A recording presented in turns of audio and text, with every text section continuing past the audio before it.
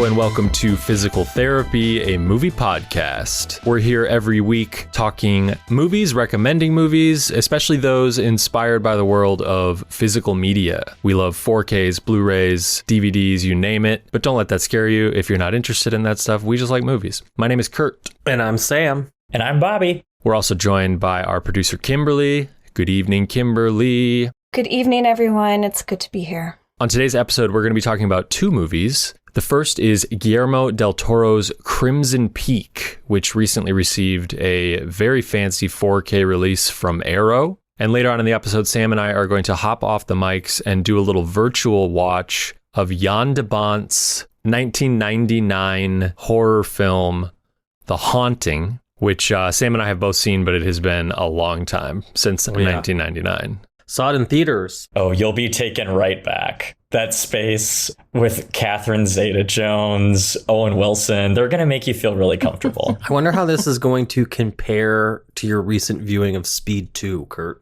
I'm really hoping it's better. Parts of it I remember being very poignant and very true to the text, like the original short story. And some of it I just remember being very, very funny. It was a big deal, though. This was the movie event of whatever, you know? Oh, this was, at my age, this was high art. This was Jan de Bont, filmmaker. Do you mean Jan? Liam Wilson. Liam Neeson. Sorry. What's his name? Liam. No, it's Liam. Liam. What a tongue twister. Owen Wilson. Liam Neeson. You see, it's hard. Lily Taylor. That's the real star of the movie. Oh, God. What a sad role she has to play. Wow. So we're going to get right into Crimson Peak. Wait, I want to point out something really quickly. This movie is really hard to talk about without any spoilers. So if you've not seen this movie and you don't want to know anything about it, maybe watch it and come back to this episode, because as always, we'll try our best.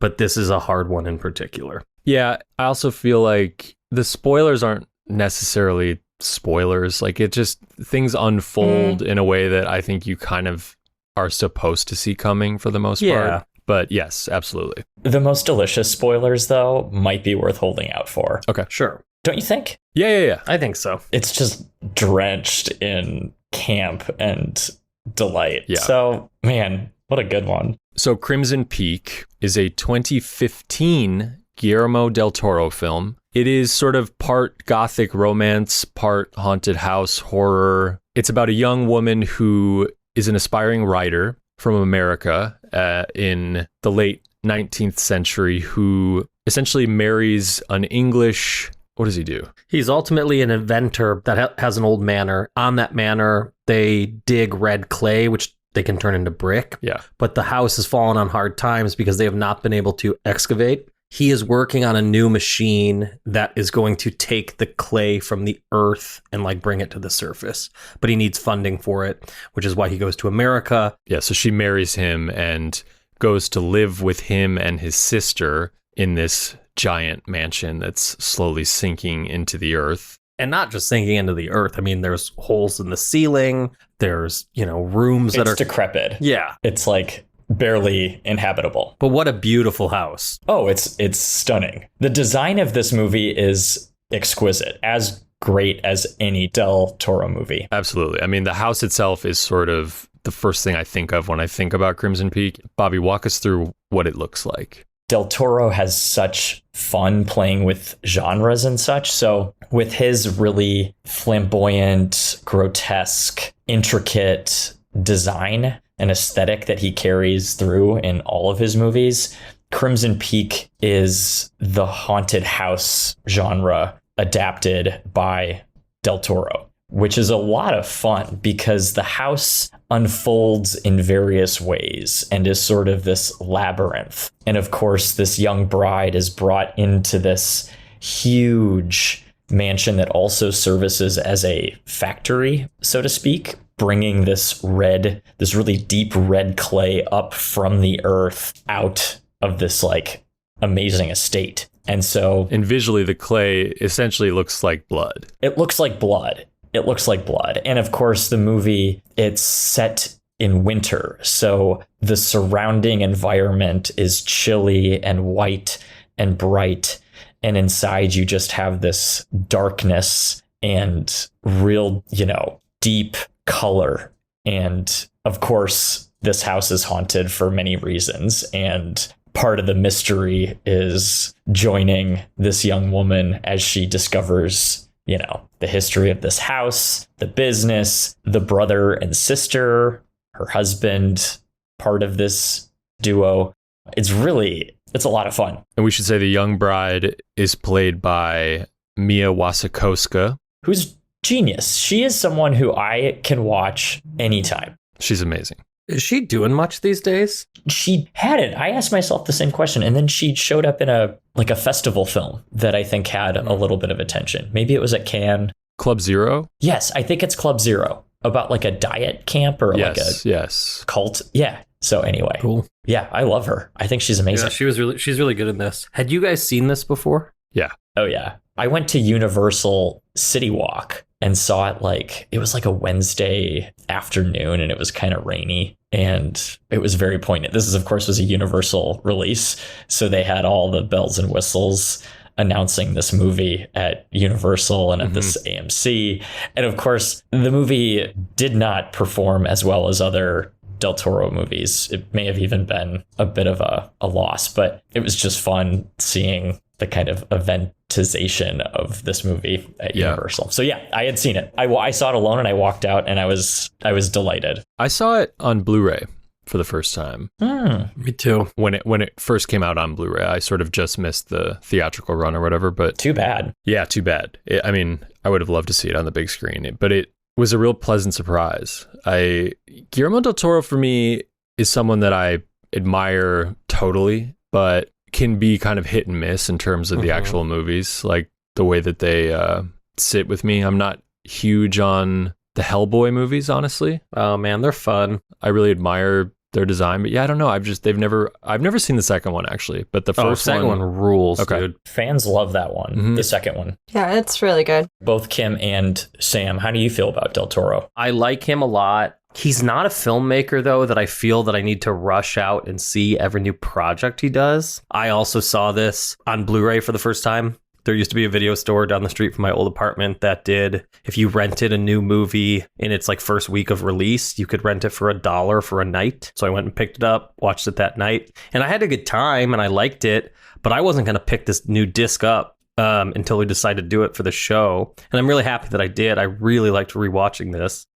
I super admire him for sure. However, nothing's kind of grabbed me more than Pan's Labyrinth. Yeah. That's his apex to me of just... It's a masterpiece. I'll never forget seeing that movie years and years ago, and it was just so haunting and beautiful. So I don't know. I did love Shape of Water. I thought that was good. I know some people didn't, and the weird thing is I missed Crimson Peak in the theater. I think I was just really busy at that time in my life, and it also didn't do well because I think it was I don't know what it was up against. I'd have to remember, but I don't know if the marketing was just off or it was at a weird time, but it was not. It made 75, according to Wikipedia, it made 75 against 55. Okay. So yeah, not great. Yeah. And Nightmare Alley, I'm such a huge fan of the original. That one just didn't quite... Forgot about that one. Yeah, it didn't quite land with me. So I like he's that. hit or miss. For me, he's I consistently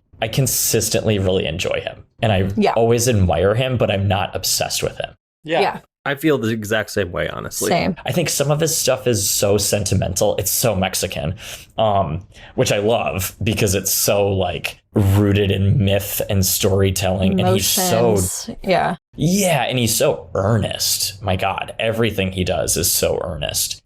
Even when he's over the top, like in Crimson Peak, there's some stuff that I believe he's having fun with just how, exaggerated it all is, I wonder if one of the reasons this movie maybe didn't do that well was because the genre is a little less definable, I guess. It's a gothic romance, but I feel like in a world where those are not coming out ever, that it was maybe the kind of thing where it's a horror film, and a lot of times word of mouth, I think, has a lot to do with the horror film success. And if you asked me, is Crimson Peak scary? I don't know. Not really. It's spooky. It's spooky, but Dude, there are 2 scares in this movie that got me. What were they, Sam? In broad strokes. When she's in the house in England and she like goes to the closet in the hallway and she opens it and there's nothing there, and then the door pulls closed and like there's just like a ghost face in it all of a sudden. I was like, oh fuck, man. that got you, Kim, didn't it? Or me too? I don't know, yeah. maybe. Oh, yeah. I'm such a baby. Yeah, I mean, they're all ghost scares, so it's like it was another one of the ghost scares, you know? Yeah. The hand on her shoulder is pretty good when she's in bed. Yeah. Yeah. I think the problem with the ghosts in this movie is it sort of suffers from too much CGI. Well, it's this weird thing. It's like that you can tell that they're built practically, but then like I don't know the technical term, but it's like it's built practically and then like brushed up digitally. It's very strange. And so it kind of has this practical but digital look to it. Mm-hmm. It would be really interesting to see if somebody was just like, here's $12 million, make a movie, because I would like to see what he could do without relying so much on CGI. I think a lot of his movies suffer. Which I think that's the beauty of Pan's Labyrinth, is it's so... Yeah, without a doubt. The physical, practical. Hellboy had that too. Yeah, and Hellboy too, yeah. There are few ways that CGI can shut the situation down faster for me. Or I'm just like, that's just CGI. Like, I'm not scared of this at all. Like, this ghost is fake. And I was having a problem with that this most recent viewing. Even just if you look at like the design of the ghost characters, they look like the kind of adult versions of Disneyland's Haunted Mansion, in my opinion. Like they have sort of that translucent, skeletal, decrepit, like, oh, we come from the ground. Whereas I find really scary horror ghost stories, haunted house movies, the ones where ghosts take on different shapes, or rather more human-like. Mm-hmm. There's just something so stylized about his version of what ghosts are, in addition to the CGI and the kind of overlay or that gloss across everything, which I think works sometimes, but it doesn't make it scary. So then what is it? Is it a romance? Because if you want to talk about it as a romance, I think some audiences may not be down for the love triangle or how that works out. Right. I mean, I think you could very much call this and leave it at just gothic romance, because that kind of... Gothic romance, exactly. Yeah, that kind of implies there's some type of horror to it. There is romance, but it's it feels dated. It's old, you know. Well, it very much reminded me of Rebecca and also Jane Eyre. Yeah, I mean, it's just an homage, really, to that genre of, you know, ghost stories, like ghost stories being part of, like, the romance. But yeah, so this edition that Kurt and I watched, at least, is this brand new Arrow 4K that came out a couple weeks ago, that I will say one of the reasons that I'm so happy I got is the disc looks incredible. The practical stuff in it is glowing. The first shot of Mia, she's got this long golden hair in it, and it's just beautiful, and she's framed so well. And I was really like taken into the movie because of how good it looked. The transfer is incredible. I didn't explore any of the special features. It's loaded. Did you get this one, Bobby? The Arrow? So this is actually one that I've had in my cart, so to speak, for years, because it came out as a Blu-ray on Arrow years ago. Yeah. And so I flagged it as, and it had the Arrow release, which was like limited packaging with a poster and kind of all these other things. Yeah. And then it went to just the jewel case, but still all the same, you know, special features and such. But this is the 4K upgrade, and it looks like the same kind of packaging. Can you talk more about what this packaging looks like? I remember it being beautiful. It's great. It's honestly the same cover. It's the same cover as the Blu-ray, of the old Blu-ray. It's like the red textured. Yeah. Yeah. But it's sort of like wider than a usual Arrow limited edition and opens up sort of like a cigar box. Yeah. Cool. It's a different shape than their normal big box. Frustrating. Which is weird. I don't love the packaging. Yeah, it sticks out, Bobby. It sticks out, the spine. But yuck. It comes with like a hardcover book of artwork and reviews that are really cool. And the disc is loaded with special features, a lot of which are new, or at least produced by Arrow. They produce great content for their discs. Yeah. And I've been toying with it because I love good produced EPK, and this release has it. There are some legacy special features on it that dive into 4 of kind of the most specific locations in the film, like areas of the set, essentially, that are really cool. There's a lot of focus put on the design of these places, which is pretty much my favorite part about this movie, is the spatial design of the sets and stuff. And as well, in these supplementals, you see a lot of interactivity between Guillermo and the actors. This movie also stars Jessica Chastain and Tom Hiddleston as the brother and sister, who are excellent, but you see Guillermo directing them, which is really fascinating and fun to watch, and not something you always get on an EPK. Sorry, did you say that's a new special feature or legacy? That one, I believe, is legacy. Cool. There's also like a 50-minute documentary that I think utilizes a lot of that same footage on here that is new. This movie to me is almost more about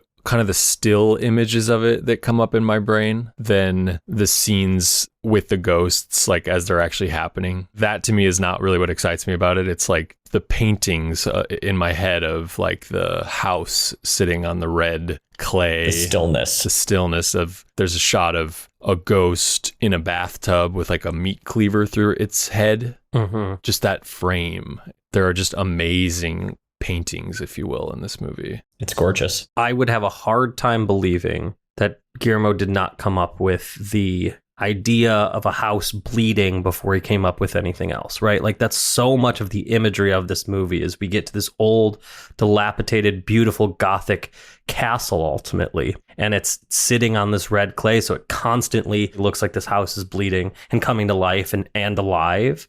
It's really cool. It's also, for the first half of this movie, very much kind of a costume drama. Totally. And such overwhelming costume. Yes. They're almost exaggerated pieces, too. I would imagine they're exaggerated. And the design of them is as good as the environments, and even more front and center. And so on this disc, you can really feel the fabrics. You know, I love that so much about 4K, is the way that you can really see the texture of clothing in a different way. And in a movie like this, it's so rich with that kind of thing. It was really fun to watch. So yeah, if you're a fan of Crimson Peak or Guillermo Del Toro, this is definitely... I would also say it's like, we've talked about this on the show before, but it's one of those, it's a light horror movie. So I would not, like, I feel like this is a movie that my mom could watch and enjoy. Yeah, for sure. There's some gross stuff, though. Yeah. Like some of the images are a bit like... Close your fucking eyes, you know? There's still... It's rated R for like gore and etc. So... And pretty heavy themes too. Like it's dark. There's darkness. The things that we haven't talked about that we've... Wait, are we not going to talk about it? Let's talk about it. That's the best part of it. I mean, yeah. This is where you fast forward. Tell us about it, Bobby. Tell us about the taboos.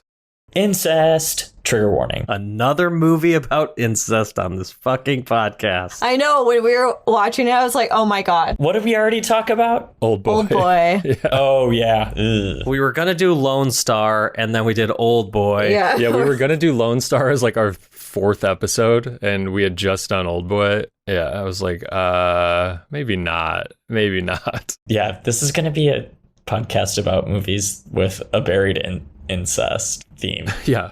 Well, hello and welcome to Physical Therapy, a incest and Arnold Schwarzenegger podcast. I mean, basically. Yeah, so the thing it's a love triangle. I kind of spoiled it earlier, but the love triangle is between the brother and sister, Tom Hiddleston and Jessica Chastain, who have a plot of their own, let's just say, and are keeping their love affair on the DL. And poor Mia. But you know this the second you meet him. I mean, it's Yeah. the writing's on the yeah. wall. I mean, you have like sexy people in the frame and they're doing sexy things with each other. And then it comes out and you're like, that's fun. And that also complicates the sort of heightened melodrama and twists and turns and the sinister plots that come to fruition that kind of make it all the more fun because it's ridiculous in how far it goes in so many different directions. Don't you think?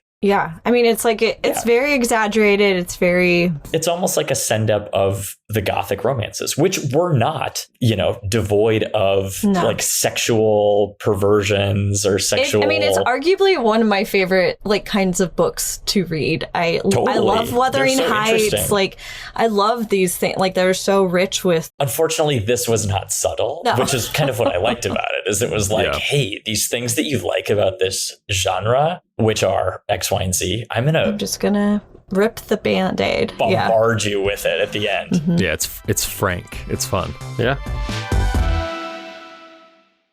Okay, Sam, it is just you and I. We are going to get off the mic and watch Jan de Bont's 1999 haunted house movie, The Haunting. Have you really not seen this since theaters? I don't think so. I definitely watched it on Netflix at one point. I mean, even that probably 6-7 years ago, and I don't really remember anything from it. It's one of those movies where what comes up when I think about it doesn't really go much further than the poster. Yeah, it scared the shit out of me when in theaters. Is it before the others? Yeah, because isn't the others 2001? Okay, yeah. It was this and House on Haunted Hill came out around the exact same time. Yeah, I never saw that. Tay Diggs? Yeah.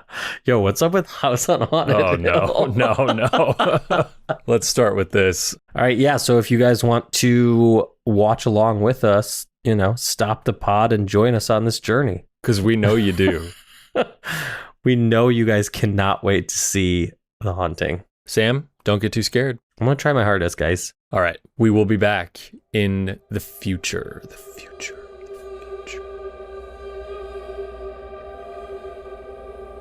Okay, we have returned 114 minutes later. Oh my God. From watching the classic 1999 The Haunting. Based on the 1959 novel The Haunting of Hill House by Shirley Jackson. Also based on the, 63 movie The Haunting? I really want to see that. I've never seen that because it's directed by Robert Wise, who I really like. He did this awesome boxing movie called The Setup. Oh, I remember talking to you about that. I've never seen that, but I've definitely seen the original Haunting, and it is awesome. Okay, damn, cool. This one fucking sucks, dude. Is not awesome. Oh my God, I cannot wait to get this movie out of my fucking house. I had been curious about it since it came up on the show. Sure. And, similarly to Speed 2, I was just like, I love Jan de Bont. What am I going to do? Did you... Because I remember when it came up on the show and we were all joking around and you said, well, by the end of the night, I'm going to have ordered The Haunting on 4K. Yeah. Did you order it that night or was it like a later thing? I ordered it while we were recording. Awesome. Yeah. Within minutes. Should we break down what this... I don't know what this movie's about. We just watched this movie and I have no idea what it's about. All I can tell you is that Lily Taylor is a bad actress. Poor Lily Taylor. Like every line she says in this movie or every other line is, I'm being hyperbolic, but is ADR, and like they're just like not showing her face and she's just narrating like what she's doing. She's like, oh, it smells bad. Oh, yeah. I'm gonna get you so out of there. It's so bad. Yeah. Okay. So this movie stars Lily Taylor, Liam Neeson, Catherine Zeta-Jones, and Owen Wilson. Yeah. What's this movie about? This movie's about a psychologist. What's he? He's a doctor studying fear. Yeah, that's Liam Neeson, and he essentially sets up a fake kind of clinical study for insomniacs that's going to take place in a remote mansion in the Berkshires. And Owen Wilson, Lily Taylor, and Catherine Zeta-Jones are like the subjects of this experiment. But he's really gathered these people in this mansion to scare them in order to what? Study group fear? Yeah, so he can study how like people in a group kind of, I think when they get scared, they like build stories off of one another. Like it's like... They amp each other up. Yeah, it's like falling dominoes in a way. But the house they've chosen to do this experiment in is a straight up haunted house. Happens to be a real haunted house. But from the fucking get-go, you go into that house and you're like, yeah, this is a haunted house. Yeah. Why are you doing this here? Yeah. And the way that house expresses its hauntings is through 1999 CGI of like the walls moving and little baby cherub like ornate faces kind of, moving. Yeah, like decorations are looking at you and then they're not looking at you. And It's funny because we just talked about Crimson Peak and you were saying like, you know, inherently when I see something that's CGI, I just don't think it's scary. And for about the first 40 minutes of this movie, that's not true. The first 20 minutes of this movie, I was like, I'm not going to like this movie. And then they got to the house and I was like, ooh, maybe this movie is actually kind of tight. And then I was like, no, this movie is actual fucking trash. like, I don't know. We're just going to spoil this movie because who gives a shit? Who gives a shit, dude? If you want to see The Haunting, don't. Yeah, I guess turn this off. Like, nobody dies. Oh. There's like one death and it takes And it's great. 90 minutes to get there. Yeah, it's a good death. It's but fucking great. Owen Wilson, Whose name is Luke in the movie, which just was cracking me up the entire time. It is funny. Owen Wilson is like dragged into a giant fireplace on a rug that's like moving on its own. And then he is decapitated by a flume that Is in the shape of a lion's head. yeah, so it like bites his head off. Yeah. It's pretty good. And the head rolls like out of the fireplace. Although, give me a close up of the fucking head. Come on. PG-13 though, isn't it? Oh, I thought it was R. No, I think it's PG-13. I wouldn't have seen it in 99 if it was R. You are correct, sir. Barely anyone dies. There's two characters that show up with Liam Neeson at the beginning of this study who work for him. I'm not sure what the man does. Do you know who the man is? No. It's Todd Field, the director of Tar. Really? Yeah. Who's also in, I believe is also in Twister. Oh, okay. So obviously there's some connection with Jan de Bont, but he shows up, his name's Todd, and I don't think he speaks. The other kind of employee who shows up with them gets Oh my her God. face cut open by like a piano wire. Yeah. Do you know who that is? Who's that? Cindy from Kindergarten Cop, who I believe is like the mom who's like, I don't have my makeup on when Arnold walks by. Wait, whose mom is she in the movie? I don't know if we ever know. She's one of the moms like on the street. Yeah. Yeah, funny. Cindy. But they like leave and they never come back. And what's frustrating is that there's a line from Liam Neeson and he says, get back here as soon as you can. And no one ever says, hey, how's her eye? Yeah. How's fucking Cindy's eye doing? But it's like, you bring them back and kill them one at a time and let me see something happen. Nothing happens in this movie for a long time. And then it turns out the ending is that Lily Taylor's like great-great-grandfather. I was confused about this. So this guy builds this old house kidnaps kids from the textile mill that he's hiring them at and then plays hide and seek with them. and won't let him leave. It's like this like tycoon dude who wants a family, but his wife can't have children, and then she kills herself, and then he kidnaps children and won't let him leave. So now the house is haunted by the ghosts of the kids. I did not like this movie at all. And it was bad and boring. That was the thing. Yeah. Better than Speed 2. You know what I was thinking while I was watching this is I was like, I wish Jan would have directed this same year. I wish he would have directed End of Days, because I think the action scenes in End of Days could have used like somebody who understood it better. Mm-hmm. Let's look up his filmography. I'm curious what comes next. We talking Jan here? Yeah. Is he still making movies? No. Oh my God. The next movie he does. Okay, so it goes Speed 2, The Haunting, and then in 2003 he does Lara Croft Tomb Raider, The Cradle of Life, and that's his last movie. That's his last directing credit. His entire filmography is Speed, Twister, Speed 2, The Haunting, and Lara Croft. So Jan de Bont is a cinematographer turned director. So he shot Die Hard and he shot Hunt for Red October. Yep. The first piece of trivia on his IMDb page is that he was scalped on the set of Roar, that movie with the lions. Which was like a notoriously fucked up shoot. Yeah. Scalped. But I mean, he shot a lot of things other than just getting scalped by lions. But, you know, he shot The Jewel of the Nile, which I believe is the sequel to Romancing the Stone, right? That's true. He also shot Flatliners, which I don't love, but people really, really like it. Basic Instinct. Yeah. Lethal Weapon 3. He shot a little movie called Black Rain. Oh, funny. Which we just talked about on the last episode. You know, he's very talented as a cinematographer, and Speed and Twister are fucking awesome. So he's clearly got talent as a director. This just did not work out. Yep. Also, the script is terrible. Did you see on Wikipedia, it says that it was originally developed as a project between Spielberg and Stephen King. Okay, So there is I believe it's a Stephen King short story that I'm blanking on right now, but it's about a guy who marries and he wants kids and his wife can't have kids and he keeps building rooms onto a house, which is literally the story of this movie at one point. Interesting. Yeah. There's a lot of Shining in here too. I mean, that idea of like, you've always been here. This is your house. Yeah.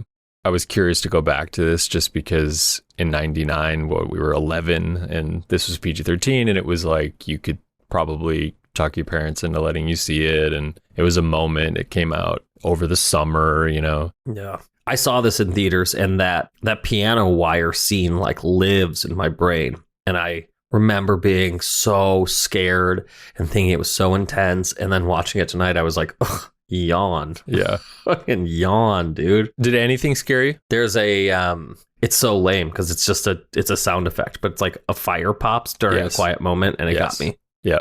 And that is the only thing that got me. I watched it with headphones on and fun. That scared me big time. It really does have good sound design, great score. Yeah, like even so during that first night after the piano wire breaks and those two characters leave, that's in that like 20-25 minutes that I actually really liked. There's like a groaning that's going throughout the house and like a pounding on the walls, and it's like it really is kind of like ratcheting up tension really well and making you feel pretty uneasy. Yeah. And then the rest of the scares just become these CGI messes. Yeah. There's so many billowing curtains and like faces in them that are so bad. So bad. There's a really cool scene.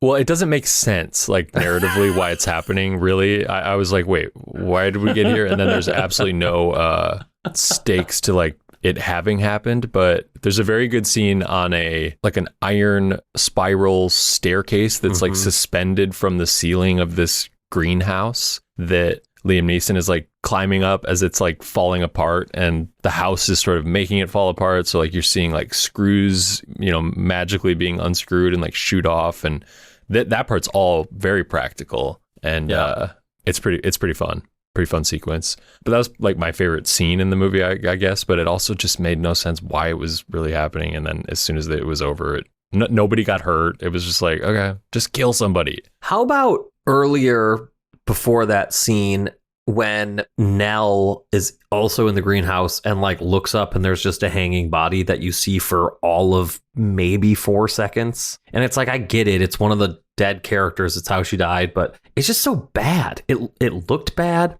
The costuming was bad. It's like the shitty version of that great scene in Sixth Sense with the hanging body in the school. You remember that? That was so scary, I think, at the time. I was probably scared of the haunting at the time. It just felt like a very underbaked, undercooked idea. Like the whole thing, none of it really makes any narrative sense. I was really confused at what the motivation of the ghost were, but also what the rules of the ghosts were. You know, I mean, I think that's a thing about haunted house movies or ghost stories in general, is that they often set the rules for the world, and this one just didn't in any way. Mm-hmm. I didn't understand it. I thought, I was like, if I have to watch one more fucking second of Lily Taylor just be awful in this movie, I'm gonna lose it. And then when she, again, fucking who gives a shit, but when she dies, I was like, finally. Yeah. And she like dies in a crucifix pose and like gets swept off to heaven. I was like, dude, go away. This movie needs to go away. Did you laugh your ass off when Owen Wilson is trying to escape from the grounds and like tries to drive a car through a gate and just biffs it? And this movie is so bad. The Wikipedia page lists its accolades, which other than 2 for the sound, well, 1 for the sound and 1 for the visual effects at like the Online Film and Television Awards. All the other accolades are for Stinker's Bad Movie Awards and the Raspberries. When are the Stinker Awards going to ask us to host? Yeah, seriously. But the Raspberries ones list Catherine Zeta-Jones is one of the nominees for Worst Actress. And then in parentheses, it says also for Entrapment. So she was double nominated. I love her, though. She honestly like didn't bug me in this movie at all. I love her, truly. She's actually, pretty good in this. She's totally fine. Her and Liam Neeson are the only ones who are like, giving it anything, really. Liam Neeson is too good to be in this for sure. There's a Yeah. scene where he gets like pulled underwater by a statue. Again, it's like, okay, great, he's going to die. And then he doesn't die. But his reaction to having been pulled underwater by a statue, he's so afraid. It's like amazing. He's so scared. Yeah. And man, he's great. It's annoying too, as like a fan of horror, when you're watching something and you're like, okay, so all of these events have happened in this house already. And I'm supposed to believe that like any of you are just going to sleep in rooms so low, like you're wandering around the greenhouse, like talking into your dumb little tape recorder. Like, it's just like, just leave the fucking house. Yeah. So we both watched the 4K from Shout Factory. They also did like a restoration on Blu-ray under the Paramount Presents line. So this movie has like a lot of versions on physical media and has definitely been restored recently. It looked great, sounded great, but And that's all we can unfortunately, say for that's it. all we can say. Wait, so when did the Paramount Presents Blu-ray come out? Because this 4K is like brand new. Yeah, the 4K came out in 2023 and then 2020 was the Paramount Presents. Okay. I think it was probably before they were doing 4Ks maybe, because they definitely had like Fatal Attraction came out on Blu-ray Paramount Presents, and then like a couple years later they did a 4K version of the same thing. So I think Got it. were, when they first launched that little label line or whatever, I'm not sure that they were doing 4Ks. So Sure. if you want The Haunting in 4K, you got to get the Shout, but I would talk you out of it. if you want to buy a used one, call me. Yeah, exactly. Yeah. Take your $27 and throw it into a drain and you'll have a better time. Just go watch the others, basically. Yeah. I mean, literally go watch any other haunted house ghost story movie. We don't talk about it much on here, but Kurt and I are not huge TV people. But honestly, just go watch the Netflix show, The Haunting of Hill House. It's so much better than this. My hope is that my $27, some part of that went to Todd Field, and we're keeping Todd Field going He's gonna put out what's his first movie that's not available except for on in the DVD? bedroom. In the bedroom, yeah. He's like, all right, if we get 2 more sales of The Haunting on 4K, we're doing it. I finally get to make another movie because we live in hell. Okay, Bobby's back, and we're here to wish for movies on physical formats that they do not yet exist on. Are you guys ready? I am Kurt. Let's go. I wish for The Go-Between and May December on physical Blu-ray. I wish for a U.S. release of Perfume, The Story of a Murderer on 4K. I wish for Kill Bill, The Whole Bloody Affair on 4K. Fun, you guys. What's the go-between? So, Todd Haynes' May December. Oh, yes. That whole musical score is Yeah. based on a 1971 Palme d'Or winner starring Julie Christie called The Go-Between. The music, the whole soundtrack is co-opted so cheekily by Todd Haynes for his masterwork May December, which came out last year, starring Julianne Moore and Natalie Portman. Netflix. The comedy of the century. The comedy of the century. He knows it. Everyone in it knows it. Yep. Why didn't the audience know it? What happened? I mean, I did. I was laughing my ass off. When that score first hits, Yes. she's like getting hot dogs out of the fridge or something, or like, Yes. So funny. And also the composer, Michel Legrand, is like, he did Umbrellas of Cherbourg and Thomas Crown Affair and a million other things. Yentl, as it were. And he did the Go-Between score, and he's dead now. So Todd Haynes and his musical arranger just adapted it so beautifully. And I'd love to know what the movie tone is like. yeah, I've never seen it. that's a good choice. I could see Criterion doing May December. Yeah, totally. I'm hoping. God, I hope. They like Todd. I chose Kill Bill, The Whole Bloody Affair, which is, most people probably know that Kill Bill was originally supposed to be one film and was split in two for like a release, 6 months apart or something like that. And there exists a cut Sam has seen, right? The Whole Bloody Affair. That's the whole thing all together. You were there too, weren't you? No, I couldn't go. I had to work. They played it at the New Beverly right. like yeah. 14 years ago. I don't think they play it very often either. Was it like a one night only thing? It was, yeah. I have looked for it to come back. They play them individually all the time, but the Whole Bloody Affair where it's all stitched together. Isn't this the cut that played at Cannes? It could be, yeah. It could be. I mean, this was like not an afterthought. The split release was kind of an afterthought, you know. This was how it was intended to be. And there's the biggest difference, which is huge, is that in the Whole Bloody Affair, spoiler alert for Kill Bill, if you've never seen Kill Bill, you don't find out that her daughter is still alive until she finds out. So what a bummer. Yeah, they add like a tag at the end of the first one where it's like, does she know her daughter's still alive? That was like, basically a cliffhanger. But in the Whole Bloody Affair, you don't know that until she sees her, which I think is just so amazing and so much more emotional and tied to the character and whatever. Yeah. Well, it also changes how you, because that isn't even unveiled until later in Volume 2. So it changes even how you approach the first bit of Volume 2. Exactly.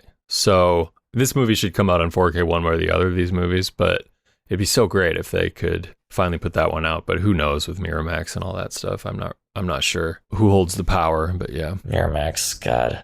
I wished for a 2006 Tom Tykwer movie called Perfume: The Story of a Murderer. I don't even remember if It's so good. Okay, is it? Because I don't. It is. It's really good. I saw it when it came out too. Yeah, I really liked it when it first came out. It's one of those movies that's like hard to find. There's Blu-rays and 4Ks exist. They're all European, I'm pretty sure. I mean, it's a story about a kid who's born with an exceptional sense of smell, and he creates like the greatest perfume in the world, and then through that he wants to explore and find like the ultimate smell, and he starts killing people and kind of bottling that essence. It's gruesome. I remember really, really liking it, and I would love to own a copy of it. Well, maybe I wouldn't. I don't know, but I'd love to see it again. So I would really wish somebody would put that out. I feel like Roger Ebert loved it when it came out. He gave it like 4 stars, and I always saw that as a seal of approval. Sure. So let's hope it holds up. What is everyone's single favorite smell?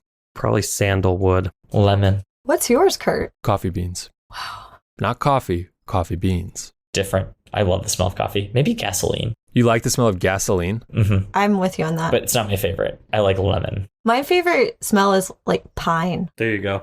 That works. What is sandalwood? It's like a It's fresh. it's like a earthy, musky. I know what it smells like, but what is it? I have no fucking idea. And like bacon, if we really want to talk about the fragrances that turn me on. It's a class of wood from trees, Marty. All right. Okay, that's it for our episode. Thank you so much for checking it out. Yeah, give us a like, give us a follow. A big thank you to Patrick Laban for our musical theme. Thank you to Kimberly for producing this show. Thank you to Bobby. Thank you to Sam.